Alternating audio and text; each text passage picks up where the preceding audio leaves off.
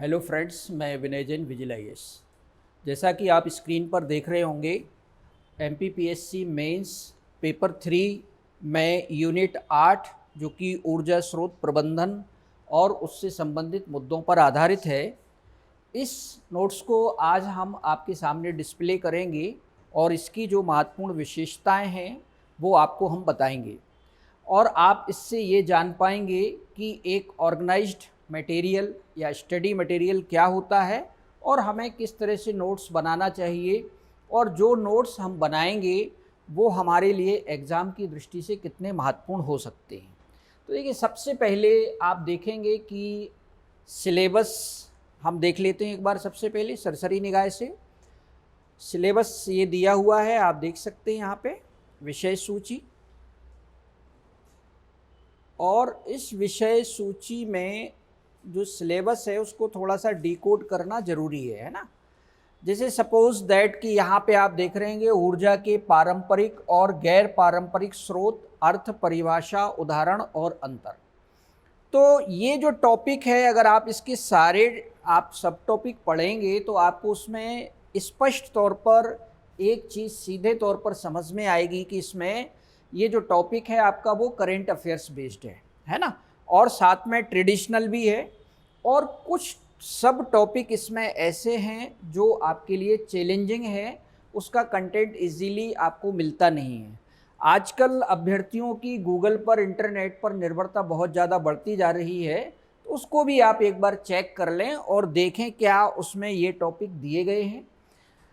सबसे पहले आता है कि आप देखेंगे यहाँ पर कि ऊर्जा दक्षता है, ऊर्जा प्रबंधन है। अब ऊर्जा प्रबंधन में जो संगठनात्मक एकीकरण है, ये टॉपिक आपको कहीं नहीं मिलेगा। परिचालन कार्यों में ऊर्जा प्रबंधन है, ये भी आपको कहीं नहीं मिलेगा। और ऊर्जा क्रय है, ये टॉपिक भी आपका चैलेंजिंग है। उसके साथ साथ आप देख रहे होंगे उत्पादन योजना और नियंत्रण रख रखाव, ये जो सेगमेंट है इस सिलेबस का, ये काफ़ी चैलेंजिंग है। यानी कुछ सब टॉपिक तो इजी हैं और कुछ चैलेंजिंग हैं। तो आपने देखा होगा यहाँ पे जो लोग स्टडी मटेरियल बना रहे हैं वो क्या करते हैं कि जो टॉपिक नहीं मिलते हैं या उन्हें समझ में नहीं आते हैं वो उसको छोड़ देते हैं, बाकी चीज़ों को लिख देते हैं। तो इस प्रकार का जो नोट्स है वो तो आधा अधूरा नोट्स है। और यदि ये टॉपिक सीधे सीधे भी पूछ लिए जाएंगे, आप सोच के देखिएगा, तो आपको उसके बारे में कुछ भी नहीं पता है, तो आपका क्वेश्चन छूटना स्वाभाविक है। और आप ये भी जानते हैं कि 3 और 5 मार्क्स के जो क्वेश्चन होते हैं वो कंपलसरी होते हैं। पिछली बार 2020 में भी देखा होगा आपने कि क्वेश्चन नंबर 3 भी कंपलसरी था। तो आप सोचिएगा कि अगर आपका 30% भी छूट जाता है ऐसे, तो आप फिर परीक्षा में कहाँ स्टैंड करते हैं। और अगली बात ये आती है कि सबसे चैलेंजिंग पेपर जो है वो थर्ड पेपर है ना। और थर्ड पेपर को लेके अभ्यर्थी जो है वो काफ़ी परेशान रहते हैं, और उनका परेशान होना स्वाभाविक भी है। कारण उसका सबसे बड़ा ये है कि अभ्यर्थी कभी भी बैठ करके स्वयं से मेहनत करके अपने नोट्स नहीं बनाना चाहते। एक चीज़ मैं यहाँ पे बताना चाह रहा हूँ, बहुत अधिक डिपेंडेंसी जो आपकी बढ़ती जा रही है स्टूडेंट्स की कोचिंग संस्थानों पर, फैकल्टीज़ पर, उससे अपनी जो उनकी स्किल्स है ना, उनका स्किल्स जो है कहीं ना कहीं उसमें एक प्रकार से हिरास आ रहा है। वो कहीं ना कहीं उनकी स्किल्स डिग्रेड भी हो रही है। आप खुद सोच के देखो, सपोज दैट कि मैंने ये सारा नोट्स हाथ से लिखा, स्किल मेरी बड़ी या आपकी बड़ी, ये बताइए मेरे को, है ना। बड़ा सिंपल सा सवाल है ये, आप खुद से अपने से पूछ कर देखिएगा एक बार, है ना। और आपके पास जो कंटेंट है उस कंटेंट में आप ईमानदारी से देखो, क्या आपने ये टॉपिक लिखे हुए हैं, क्या आपने इन सभी टॉपिक्स में 3, 5 और 11 मार्क्स के जो क्वेश्चन संभावित बन सकते हैं वो बनाए हैं, क्या आपने इन टॉपिक्स के अंदर जो सब टॉपिक बन सकते थे क्या आपने वो बनाए हैं, क्या आपने इस पूरे टॉपिक और सब टॉपिक को आपने करंट अफेयर्स से जोड़कर देखा है, जोड़कर आपने बनाया है। ये सभी बातें आपको ध्यान में रखना है। ये टास्क इजी नहीं है ना। आप एक बार करके देखेंगे तो आपको समझ में आ जाएगा। आप एक दिन में, हम बता रहे हैं, आप दीर्घ उत्तरीय 3-4 प्रश्न ले लो, पूरे दिन भर लिखो, तो आपको समझ में आ जाएगा कि नोट्स बनाना कितना कठिन होता है। वो भी आपका वैसा नोट्स जो वर्ड लिमिट को फॉलो करता है, मीनिंगफुल हो, स्ट्रक्चर्ड हो, उसमें इंट्रो हो, कॉन्क्लूजन हो, बॉडी पार्ट हो। ऐसा नहीं कि आपने कहीं से लिया और उसको उठाया, वहाँ से कॉपी किया और इधर पेस्ट कर दिया, कंटेंट हो गया साहब आपका। तो आपने तो इसमें कुछ भी एफर्ट नहीं लगाया, ना आपने उसको प्रोसेस किया, ना उसको आपने करेक्ट किया, ना कुछ किया। तो ये इजी है, लेकिन इस तरह से लिखना, जैसे मैं अभी बताऊंगा आपको, कितना कठिन होता है। अब देखिए, ऊर्जा रणनीतियों से संबंधित मुद्दे एवं चुनौतियां, ये पूरा का पूरा टॉपिक जो है वो करंट अफेयर्स बेस्ड है ना। ऊर्जा के वैकल्पिक स्रोत तो आप लोग पढ़ते ही रहे हैं, लेकिन ये भी देखिए करंट अफेयर्स बेस्ड हो गया है। वर्तमान परिदृश्य और भविष्य की संभावनाएं, आपको समझ में आ रहा होगा कि ये फ्यूचरिस्टिक जो इसमें ट्रेंड्स पूछे जा रहे हैं वो भी आपके करंट अफेयर्स बेस्ड है। अब ये टॉपिक आप देखेंगे यहाँ पे जो रिन्यूएबल एनर्जी से रिलेटेड है, तो ये टॉपिक ट्रेडिशनल भी है और साथ में ये आपका एक करंट अफेयर्स बेस्ड भी है। तो देखिए, ये तो मैंने यहाँ पे आपको सिलेबस का थोड़ा सा एक ओवरव्यू दिया है। अब आप देख सकते हैं यहाँ पे ये अति लघुत्तरीय प्रश्नों का सिलसिला जो है ये शुरू हो जाता है। ये अति लघुत्तरीय प्रश्न है। ऊर्जा की परिभाषा क्या है, या ऊर्जा को परिभाषित कीजिए। ऊर्जा संसाधनों से क्या तात्पर्य है, पारंपरिक ऊर्जा स्रोतों से आप क्या समझते हैं। ठीक है, देख रहे हैं ना आप। यानी अगर आप 10 शब्द में देखेंगे तो हमारी ये स्ट्रेटजी रहती है कि सिलेबस में सबसे पहले जो टॉपिक दिया गया है, सब टॉपिक दिया गया है या कीवर्ड है, उन सब पर आप 10 शब्दों में क्वेश्चन बना लो। जैसे ऊर्जा रणनीति क्या है, ऊर्जा दक्षता क्या है, जैसे संगठन एकीकरण क्या है, परिचालन में प्रबंधन का क्या मतलब है। आप समझ रहे हैं ना आप। तो इस प्रकार से आप देख सकते हैं यहाँ पे ऊर्जा दक्षता पर्यावरण को किस प्रकार प्रभावित करती है, ऊर्जा संरक्षण और ऊर्जा दक्षता के बीच क्या संबंध है।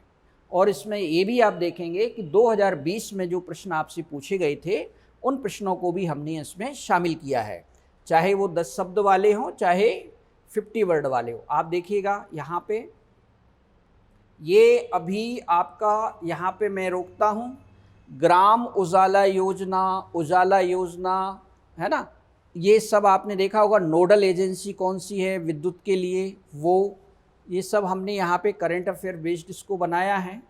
बायो एथेनॉल का महत्व क्या है, वाटर फुटप्रिंट क्या होते हैं, 2 सेकंड जनरेशन जैव ईंधन संयंत्र क्या है। आपको कहीं भी इधर उधर जाने की ज़रूरत नहीं है, बस आपको केवल पढ़ना है। एथेनॉल सम्मिश्रण कार्यक्रम क्या है ना। ज्वारीय ऊर्जा क्या है, ऊर्जा सुरक्षा से क्या तात्पर्य है, सौर ऊर्जा में कौन सी तकनीकों का उपयोग किया जाता है। इस प्रकार आप देखेंगे यहाँ पे ये आपका 10 वर्ड्स जहाँ ख़त्म हो रहा है, वहीं से फिर आपका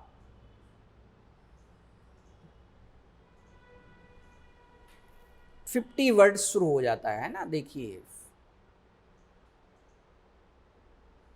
ये देखिए लघुत्तरी, भारत की ऊर्जा क्षेत्र नीति, अब 50 वर्ड्स में लिखना है। आप देख सकते हैं आपके सामने जो है ये एक लिखने का फॉर्मेट है कि भारत सरकार की ऊर्जा क्षेत्र की नीतियों का उद्देश्य सस्ती, विश्वसनीय, टिकाऊ और आधुनिक ऊर्जा तक पहुंच प्रदान करना है, जिसमें कई घरेलू लक्ष्य और वैश्विक विकास एजेंडा है। जैसे देखिए, अभी ये लक्ष्य लिख दिए सारे अपने, है ना। तो आपको कुछ भी नहीं करना, मतलब सीधा सीधा कंटेंट पढ़ना है, उसको कई बार रिवाइज करना है और सीधा एग्जाम में लिख देना है।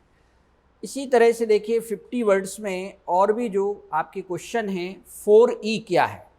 अभी एक क्वेश्चन आया था इसी तरह से, एक फॉर्मूला बेस्ड क्वेश्चन, तो इसलिए मैंने ये भी यहाँ पे लिख दिया। जैसे गर्भ, ग्रामीण विद्युतीकरण ऐप क्या है, गर्भ। तो आप देख रहे होंगे करंट अफेयर्स बेस्ड है ना यहाँ पे। ये देखिए, अभी ये आपका लघुत्तरीय प्रश्नों का ये सिलसिला आपका चल रहा है। 1 नेशन 1 ग्रिड की अवधारणा क्या है ना। आप देख सकते हैं यहाँ पे, चूँकि ये कॉन्सेप्ट अभी बहुत चल रहा है। यहाँ पे आप देखेंगे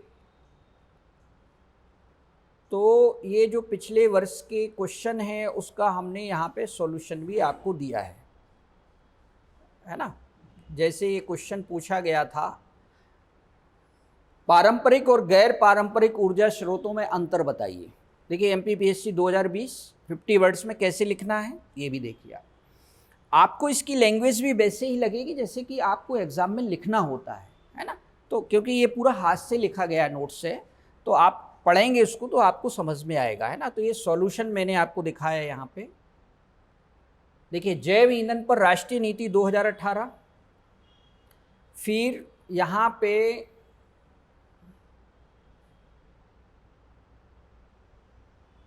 राष्ट्रीय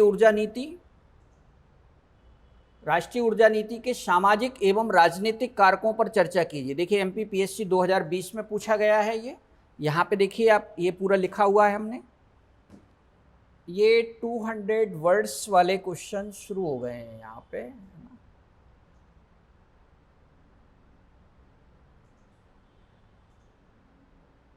देखिए दीर्घ उत्तरीय प्रश्नों में ये पूछा गया था जो मैंने अभी बताया। तो भारत के ऊर्जा क्षेत्र में क्या चुनौतियां हैं, देखिए आपको करंट अफेयर बेस्ड थोड़ा सा बनाया। आप इसमें डेटा भी देखेंगे तो बहुत अपडेटेड मिलेगा आपको। ये दीर्घ उत्तरीय प्रश्न है यहाँ पे आपको, ये सारे दीर्घ उत्तरीय प्रश्न में जो 2020 में पूछा गया था वो भी मैंने यहाँ पे आपको अभी बताया है। ये देख सकते हैं आप कितना स्ट्रक्चर्ड तरीके से लिखा गया है नोट्स को, है ना। One sun one world one grid की अवधारणा बताइए। ये भी बड़ा चर्चा में है, क्योंकि अभी आपने देखा होगा इंटरनेशनल सोलर अलायंस जो हमारा है वो काफ़ी चर्चा में है। सौर ऊर्जा क्या है, भारत में सौर ऊर्जा उत्पादन की स्थिति बताइए और सौर ऊर्जा से लाभ और चुनौतियों पर भी प्रकाश डालिए। मतलब एक कॉम्प्रिहेंसिव क्वेश्चन बना दिया है और उसके जो सारे घटक हैं या डायमेंशंस हैं वो भी इसमें हमने शामिल कर लिए। देख सकते हैं आप, ये जो नोट्स है आपका ये 44 पेज का है मात्र, है ना। इसमें आपने देखा होगा बहुत अधिक हमने कोई भी ग्राफिकल रिप्रेजेंटेशन नहीं किया है, क्योंकि वो स्पेस ज़्यादा कवर करता है। सीधा सीधा कंटेंट है। भारत में पवन ऊर्जा की स्थिति और विकास पर एक निबंध लिखिए, उससे रिलेटेड है, आप देख सकते हैं यहाँ पे। ऐसे जितने भी आपके टॉपिक हैं उन सभी पर ये क्वेश्चन हमने बनाए हैं। और साथ में हमने इसमें ये भी ध्यान रखा है कि मध्य प्रदेश में जो ऊर्जा क्षेत्र में एक डेवलपमेंट है और जो कि काफ़ी खास है, वो टॉपिक्स भी हमने यहाँ पे कवर किए। जैसे ओंकारेश्वर तैरता सौर संयंत्र, आपने देखा है ये वर्ल्ड लेवल का एक डेवलपमेंट है, एक प्रोजेक्ट है, उसको भी देखिए हमने कैसे लिखा है। इसके अलावा आपने देखा वो देवगुराड़िया में भी हमने जो अभी बायो संयंत्र स्थापित किया है उसको भी हमने यहाँ पे कवर किया हुआ है। ये देखिए गोवर्धन बायो सीएनजी, है ना। ये जो परियोजना है ना अभी आपका मध्य प्रदेश में,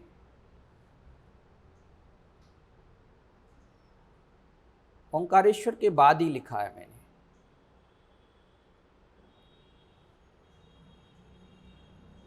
थोड़ा बोर्ड की समस्या है।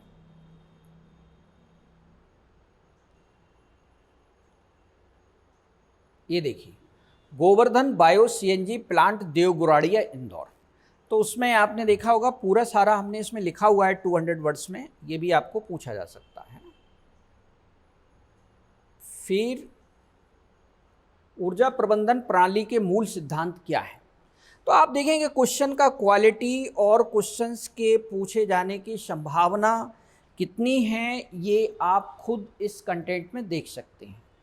डियर एस्पिरेंट्स, मैं अंत में आपसे कहना चाहता हूँ, जो पीडीएफ मैंने आपको यहाँ पे दिखाई है वही पीडीएफ आपको हमारे मोबाइल एप्लीकेशन विजिल आईएएस पर मिलेगी। हमने अभी 30 मॉड्यूल्स तैयार कर दिए हैं, कंप्लीट कर दिए हैं, और ये सारे मॉड्यूल्स हमारे एप्लीकेशन पर अभी अवेलेबल हैं। प्रश्नोत्तर शैली में 3, 5 और 11 मार्क्स का जो एक आपका फॉर्मेट है उस फॉर्मेट पे ये सारे क्वेश्चंस मिलेंगे। और आपको चाहिए कि समय रहते आप इस एप्लीकेशन का सब्सक्रिप्शन ले लें और चुपचाप अपने एक जगह बैठ कर के उसको नोट डाउन करना शुरू कर दें। देखिए अब इससे कितने सारे आपको लाभ हैं। सबसे बड़ा लाभ तो ये होगा कि आपको भटकना नहीं पड़ेगा। कि अभी हम देखते हैं कि अभ्यर्थी क्या करते हैं, सोशल मीडिया में किसी ने पोस्ट डाला, कुछ उन्हें ठीक लगा या उनकी कमी है तो उसको तुरंत वो फोटोकॉपी करा।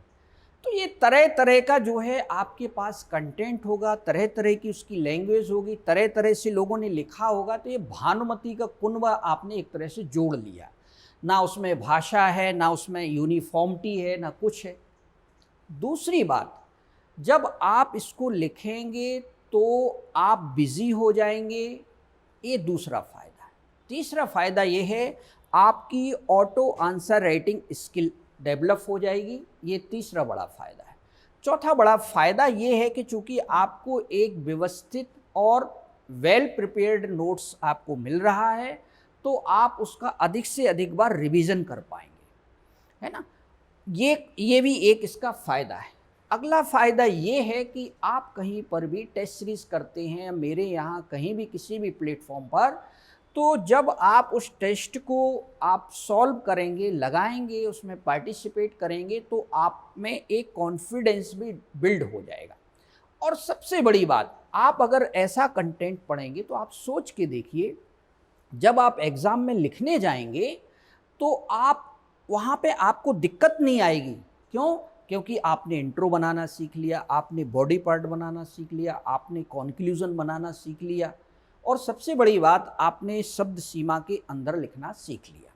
ये सभी खूबियाँ इस नोट्स के अंदर हैं। और आप देखोगे हमने कभी ऐसा नहीं किया कि यूनिट 1 में आज कुछ डाल दिया, यूनिट 2 में कुछ और डाल दिया, फिर ऐसा चल रहा है अभी, है ना, जो प्रश्नोत्तर शैली का नोट्स है। लेकिन हमने पहले बहुत 80 से 80% कंटेंट तैयार किया, तब हमने अपना ये ऐप लॉन्च किया, ताकि आपको पढ़ने में दिक्कत नहीं हो और आपको ऐसा भी नहीं लगे कि जो है ये प्रोसेस जो है बहुत स्लो है, या हमारा जो समय है इससे बहुत ख़राब हो रहा है, या आपको बहुत इंतज़ार करना पड़े कंटेंट का। तो वो सब समस्याएं इससे ख़त्म हो जाती हैं। तो अंत में मैं आप सभी से यही कहूँगा कि जो सफलता है आपकी, वो तय कर देता है आपका कंटेंट कैसा है, और आपका कंटेंट ही बता देता है कि आप किस दिशा में पढ़ रहे हैं, किस दिशा में आप आगे बढ़ रहे हैं, और आपका क्या रिजल्ट आ सकता है। आप सभी को मैं फिर से अनुरोध करूंगा कि इस वीडियो को आप ज़रूर देखें और अपने मित्रों से इसके बारे में चर्चा करें, और इसको अधिक से अधिक फैलाएं, ताकि आप सभी को इसका लाभ मिल सके। Thank you so much.